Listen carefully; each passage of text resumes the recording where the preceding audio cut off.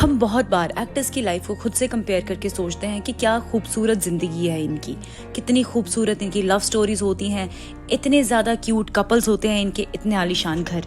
लेकिन ये वीडियो देखने के बाद आपको यकीन होगा कि इनसे बेहतर हमारी ही जिंदगियां हैं। इनकी जिंदगियां बहुत खोखली। अनगिनत लोग ऐसे होंगे कि अगर आज भी उन्हें अपने फेवरेट एक्टर से शादी करने का मौका मिल जाए तो वो शायद खुद को दुनिया का सबसे लकीस्ट पर्सन माने। और ऐसा ही फील किया था डिम्पल कपाड़िया ने जब first superstar of Bollywood Rajesh Khanna ने उन्हें शादी के लिए प्रपोज किया था। लेकिन बहुत जल्दी ही ये एक ड्रीम वेडिंग, बहुत बड़ा हॉरिफाइंग ड्रीम बनने वाला। Hello everyone and welcome to our channel just a telling you. आज हम बात करेंगे कि कितना मेस्ड अप था ये इतने बड़े एक्टर्स का रिलेशनशिप। अगर आपको ये वीडियो अच्छी लगे तो प्लीज हमारे चैनल को लाइक, सब्सक्राइब और शेयर कीजिएगा। कोई अगर आपको कमी दिखे तो उसे कमेंट सेक्शन में मेंशन करना नहीं भूलिएगा। राजेश खन्ना इतना बड़ा नाम है कि आज भी अगर आप बॉलीवुड को डिफाइन करें तो बिना राजेश खन्ना के नहीं कर सकते हैं। वो फर्स्ट सुपरस्टार ऑफ बॉलीवुड थे। राजेश खन्ना का दौर ऐसा था कि लोगों ने ऐसी शोहरत और प्यार कभी किसी के लिए नहीं देखा था। He was the national crush at that time। लड़कियां पागल थी उनके लिए। उनके घर पे खून से लिखे हुए लव लेटर्स बहुत कॉमन चीज थी। उनकी सफेद गाड़ी जो होती थी उस पर लड़कियां रेड लिपस्टिक से इतनी किस करती थी कि गाड़ी का रंग लाल ही हो जाता था, सफेद रंग तो दिखता भी नहीं था।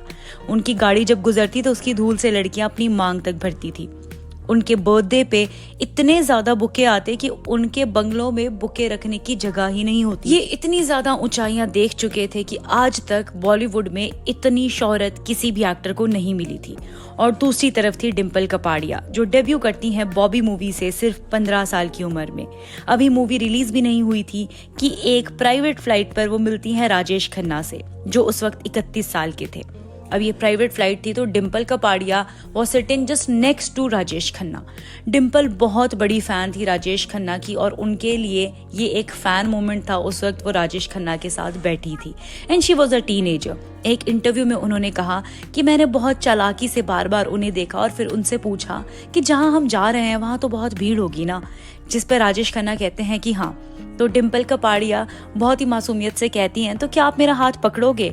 एंड जिस पे राजेश खन्ना कहते हैं हाँ हाँ बिल्कुल। एंड देन शी सेड हमेशा के लिए and the rest is history. ये डिम्पल कपाड़िया का इंटरव्यू था जहां पर उन्होंने अपनी फर्स्ट मीटिंग के बारे में बताया। अब ये पहली मीटिंग भी according to me was very messed up.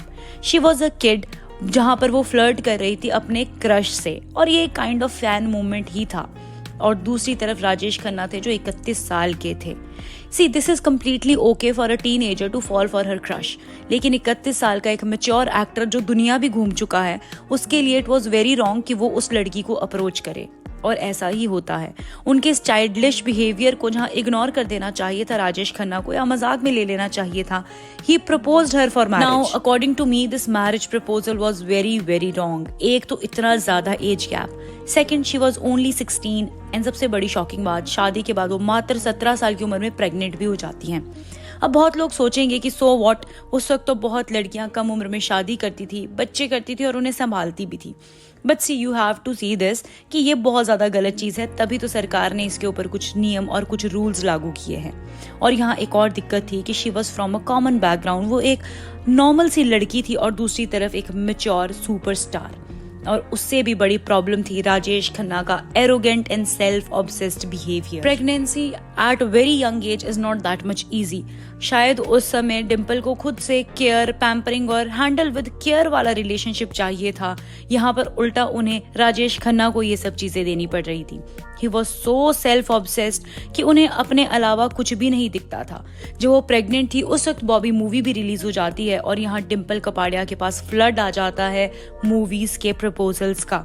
लेकिन राजेश खन्ना के ईगो को बूस्ट करने के लिए और राजेश खन्ना के मना करने पर शी रिजेक्टेड एवरीथिंग और वो बॉलीवुड से एक ब्रेक ले लेती हैं। अच्छा खासा इतना बड़ा करियर वो दांव पर लगा देती हैं। राजेश खन्ना का डिम्पल कपाड़िया के प्रति बहुत अच्छा बिहेवियर भी नहीं था। उनमें बहुत ज्यादा झगड़े होते, बहुत ज्यादा गाली गलौच होती।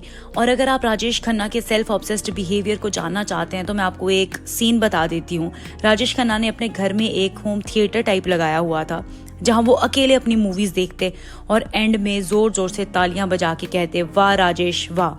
तो आप खुद सोचिए ऐसा इंसान जो 31 साल की उम्र में भी ऐसा है वो कहाँ एक 16 साल की बच्ची को संभाल पाएगा। See no doubt Rajesh Khanna was a big superstar and a great actor. उनके जैसा एक्टर पहले इंडस्ट्री में किसी ने देखा ही नहीं था, लेकिन इट डजंट मीन कि वो अपनी पर्सनल लाइफ में भी बहुत अच्छे होंगे। ना ही वो एक अच्छे हस्बैंड बन पाए और ना ही वो एक अच्छे फादर बन पाए। इवन यहाँ पर अगर हम कहें कि ये तो किस्मत का दोष था, तो वो भी नहीं है, because he selected this life by himself. क्योंकि डिम्पल उस वक्त बहुत छोटी थी। इस पूरे रिलेशनशिप के मेसअप होने का कहीं ना कहीं पर ज्यादा शेयर राजेश खन्ना के नाम ही है।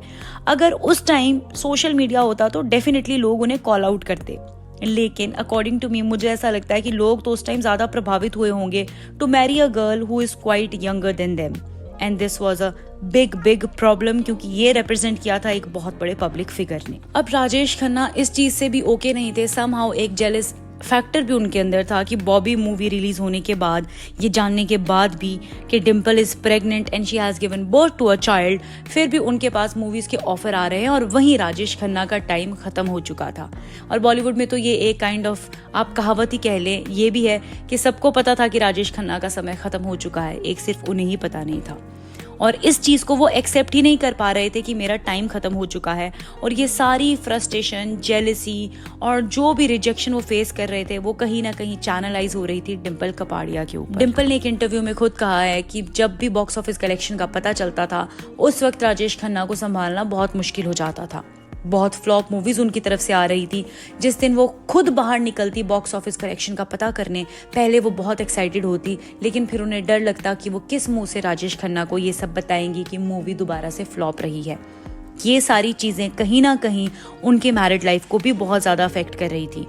और वो इतनी छोटी थी कि इतने बड़े स्टार का डाउनफॉल हैंडल करना उनके बस में ही नहीं था, और उनकी मैरिज और ज्यादा स्कैरी होती गई। इवन डिम्पल कपाड़िया ने एक इंटरव्यू में कहा था कि मेरी जिंदगी और खुशी तो उसी दिन खत्म हो गई थी जिस दिन मेरी शादी हुई।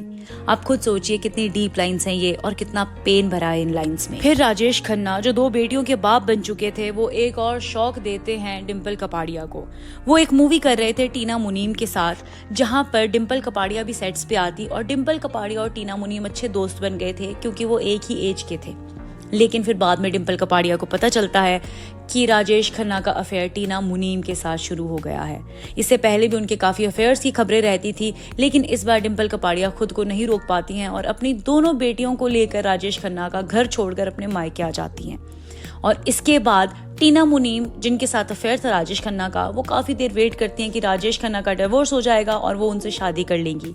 लेकिन यहाँ पर डिम्पल कपाड़िया ने कभी भी राजेश खन्ना को डिवोर्स नहीं दिया। टीना मुनीम और राजेश खन्ना 7 साल तक लिव इन में रहते हैं। तो आप खुद सोचिए डिम्पल कपाड़िया के लिए ये एक फेरी टेल जैसी मैरिज कैसी साबित हो रही थी। लेकिन अभी तक एंड तक डिम्पल कपाड़िया ने कभी ये नहीं बताया कि उन्होंने डिवोर्स क्यों नहीं दिया था राजेश खन्ना को, हालांकि वो बहुत टाइम से अलग रह रहे थे। और यहाँ पर टीना मुनीम भी 7 साल की रिलेशनशिप के बाद अनिल अंबानी से शादी कर लेती हैं, और राजेश खन्ना एक टाइप के अकेले ही रह जाते हैं अपने घर। राजेश खन्ना बहुत बार ये कहते थे, बहुत मूवीज करते हुए ये कहते थे कि देखना जैसी भीड़ पहले आती थी, एक दिन फिर से वैसी ही भीड़ आएगी। उन्हें बहुत समय हो गया इस चीज का इंतजार करते हुए, लेकिन वैसी भीड़ कभी भी नहीं आई।